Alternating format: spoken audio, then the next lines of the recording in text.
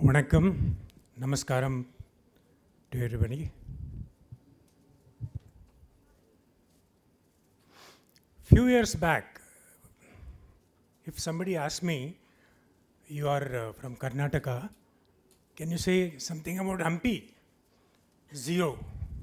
I knew nothing. In fact, I come from a place which is just 4-5 hours drive from Hampi. I never went there. Maybe at the back of my mind, the negative connotation connected to Hampi. In Kannada, they call it Halu Hampi. That means Hampi, ruined Hampi. So, my idea was, why should I go all the way and see the ruined Hampi and feel bad about it? Because most of the literature available in Kannada and English, they eloquently talk more about how Hampi was destroyed rather than how Hampi was created. So when I was flying for Air Deccan, we used to do a flight from Bangalore to Jindal Private Airport near Hampi. So after taking off, we used to make a light to the ATC and make a short circuit over Hampi and get a bird's eye view about how Hampi looked. Then at some stage, I said, why not go and have a look? So there is a train which leaves Bangalore around 11 o'clock at night and reaches Hospet, that is the closest railway station to Hampi, by around 5:30 in the morning. So we took the train, reached Hampi. When I reached Hampi, I was totally blank, no preconceived ideas about what I will be doing in next 3 days. Maybe Hampi is famous for the hot sun also. Luckily, we went in this season only. October, November is the best season to visit Hampi. So by the time we reached the resort where we were staying, what I saw was not ruins. Everywhere it is greenery. Water flowing from the river, canals, and green, lush fields of paddy, sugarcane. I said, this is not Halu Hampi. In my mind, in Kannada, it is called Hasiru Hampi. Hasiru is green. So I said, no, this place has got a lot of story to tell, and each stone has got a story to tell. I must listen to it. Then my quest started to collect the information as much as possible available. The first book I got was Robert Sewell's The Forgotten Empire. Most of you have read about the book.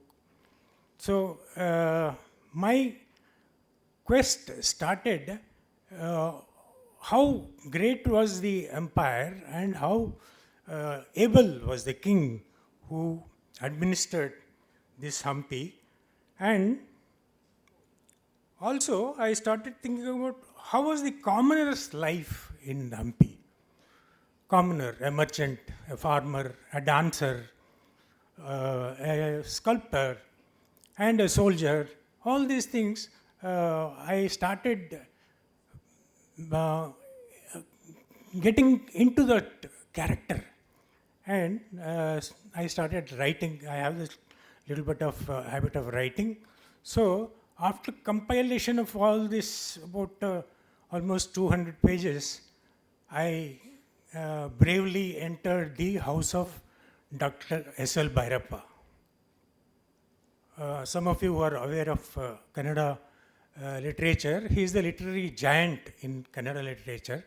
I was not hopeful that he would ever read my manuscript, but fortunately he read. And one of my trips to Kuala Lumpur, my mobile was switched off for almost 4 days. And when I came back, there were a lot of messages that contact S.L. Bhairappa, he wants to talk to you. Then he told me, your simple way of writing is good. You go ahead and print a book. So that is how the Hasiru Hampi in Kannada was first written. And now that I translated into Evergreen Hampi. I'm sure what I'm going to talk is not about the book, otherwise you will not buy the book. So the beginning, what happens is, about Hampi there are many sources. Basically, three sources I refer to. One is the foreign writers, like I told you, Robert Swell was the first introduction. Then I got a few books from ICHR New Delhi, Indian Council of Historical Research, almost 4,000 pages in 2 volumes, and also many books I started collecting. And disclaimer is, I'm not a historian, so what I'm going to talk is a mixture of history and my own figment of imagination. So please pardon me, especially people like Praveen sir who are going to produce a book, film on Hampi. Please don't ask me any questions.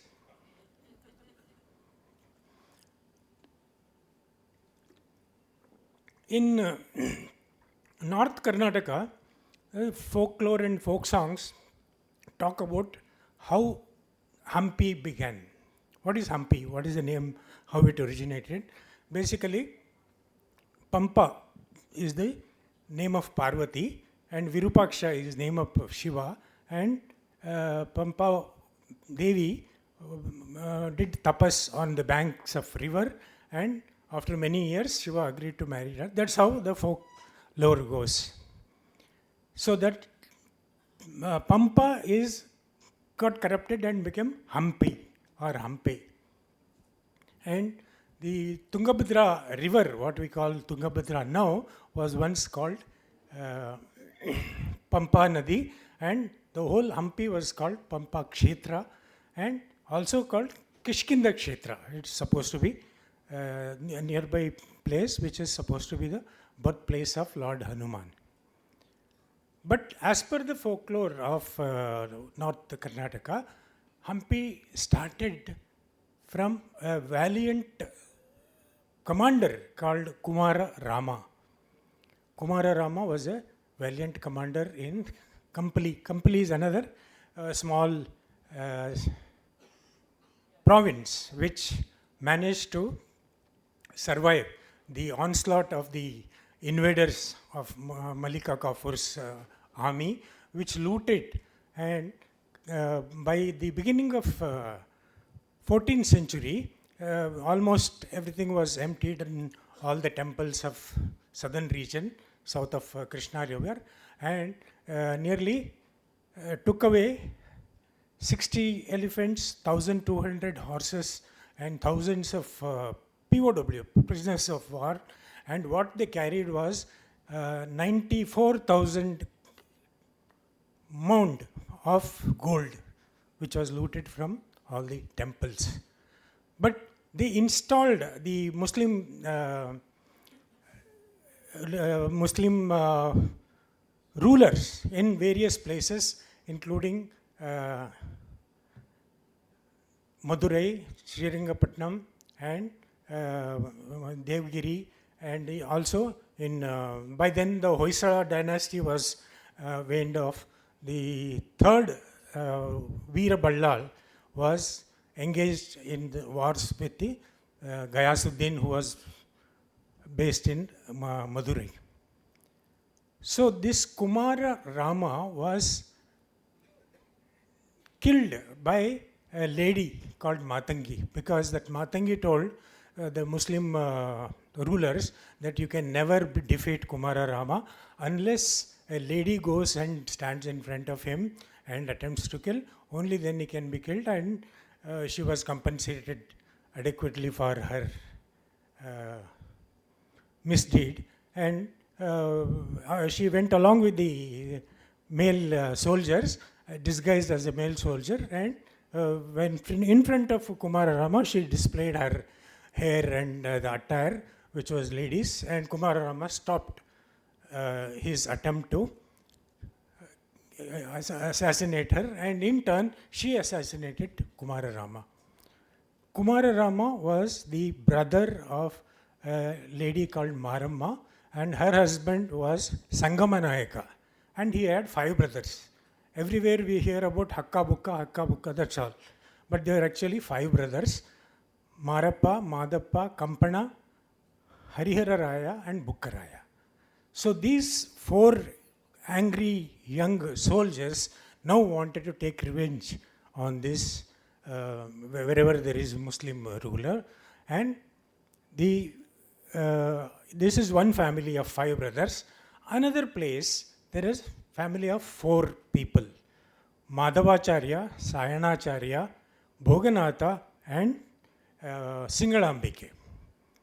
So there is one group of angry, valiant soldier brothers, and another group of 4 spiritual literary giants, which were now going to come together. Can change the slide if you come together and create a kingdom for Dharma Samsthapanarthaya. Because by then the morale of the soldiers was down the drain. There were no, all the temple treasure was looted, and people were forcibly converted into Islam, and the rise of Islam was everywhere, either forcibly or without any choice. So now, when Madhavacharya, later who becomes Madhava Vidyaranya, or subsequently Madhava is dropped and he's Vidyaranya, and Sayanacharya, these 2 people, they come together and they travel the length and breadth of the India, right from Varanasi to Kanchipuram, and they decided we have to support these youngsters who now want to build a small province for themselves, and where the arrest of Islamization of South India must be stopped. So that is how the creation of Hampi or Vijayanagar. Firstly, it was called Vidyanagar in honor of Vidyaranya, and later on, as they started winning territories, and it became Vijayanagara as the capital, and the eldest brother, Harihara Raya, and Bukkaraya were stationed in the capital city, and Madappa was sent to Kolar region, Mulubagal, and coastal region was looked after by Marappa, and Kampana was sent to what is present Andhra Pradesh, along with the Sayanacharya as his prime minister. Now the first task of both these acharyas was to formulate SOPs, how to run, as you expand the kingdom, how to run it in a just way. So Vidyaranya wrote Vyavahara Madhaviya, which was a reference manual for the kings who were ruling the kingdom in the name of Lord Virupaksha, and Sayanacharya wrote many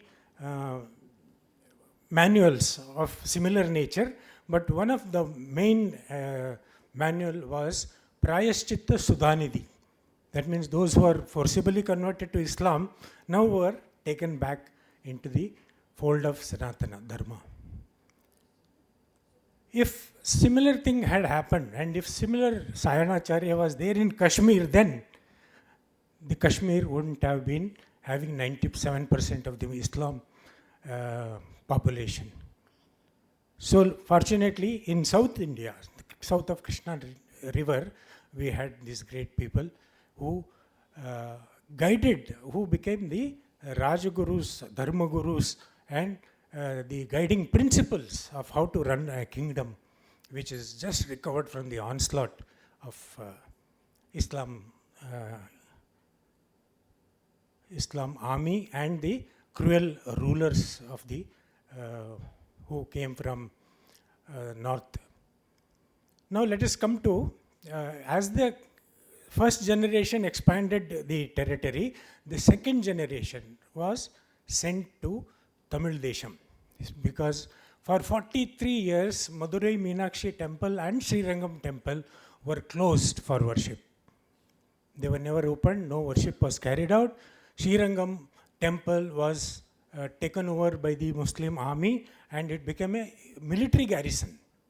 There were soldiers inside the temple, there were horses, there were elephants, so it became a military garrison. And regarding this, the authentic uh, Granth was discovered in 1912 in a private library of Sri Padmanabha Shastri of Thiruvananthapuram. The title of that was Madhura Vijaya. It was also called Veera Kampana Charitam. It was written by the Kampana, who was the son of Bukkaraya, first Bukkaraya. Kampana was there was an uncle Kampana also, and this was the son Kampana, and his wife Gangambike, who was from Kakatiya dynasty. She wrote a 64-page manual. It was a kind of running commentary and how Madurai was captured. That is why it is called Madhura Vijaya. And in that, she gives a running commentary of how they went all the way to Tamil Desham and how they have managed to release these great temples, Srirangam and Madurai. One of the days when they were planning how to go about dislodging the Gayasuddin from Madurai, and one lady appeared. Suddenly one lady appeared, and this is what is written in Madhura Vijayam. I am not concocting anything. It is written in Sanskrit. So, one of the two lines I will just read out. Pardon my fault pronunciation of. Am I left with 5 minutes? Is it 5 minutes? 3 minutes. Oh, okay. Duritaikaparam Turushkanatham Drutamuktaaya Jagatpraikashalyam Pratirupaya Ramasetu Madhye Vijayasthamba Shatani Bahushalin. The meaning is, O brave king, why don't you get rid of this Turushkanathas from all three worlds? Here is the sword, you use this sword and destroy them, which is relevant even today. These Turushkanathas have to go. So that's how he was slain, and this lady Gangambike, she writes. There is a Tamil version also about Madhura Vijayam, and I think T.R. Ramesh, he has written this Madhura Vijayam. It is a very, though I read the English version, but I'm sure if you understand, when you read it in Telugu, much better, because it is a complete translation. Somebody, a Tamilian friend, told me that it is much better than the English version. So please read it. I am doing the marketing for Mr. T.R. Ramesh. Okay, let's come back to Hampi now. We have released. Yeah, okay. I have a small surprise. One of my Air Force friend, who was my commanding officer in a missile squadron, and we flew together in Indigo Airlines. Unfortunately, he is no more. His name is Pramod Kumar Jain, Group Captain Pramod Kumar Jain, who as a young pilot was awarded Shaurya Chakra for saving one fighter plane. And of course, he is a very well known. I invite Mrs. Archana Jain, who has written a book about his memory, A Valiant Aviator. First, I request Captain Yogendra Yadav, Shefali ma'am, my forward writer Manashi Sinhaji, and Group Captain Venkatesh.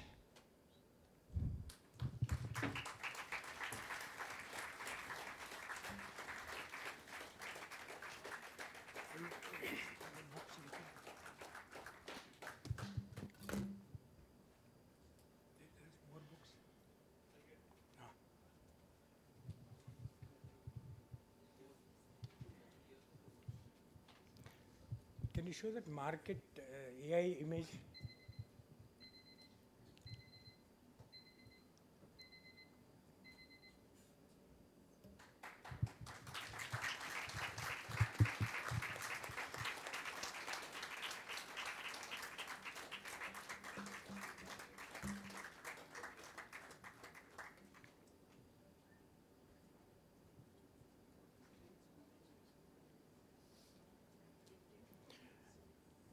About these books also? Yeah. Okay, now what I told you about Hasiru Hampi in Kannada, when S.L. Bhairappa released my book, he said, don't stop here, you start from the beginning. And I wrote another book called Udayavaitu Vijayanagara, which is, of course, not yet translated into English, which I will do subsequently. But what I talked just now is not in this book. So please buy this book.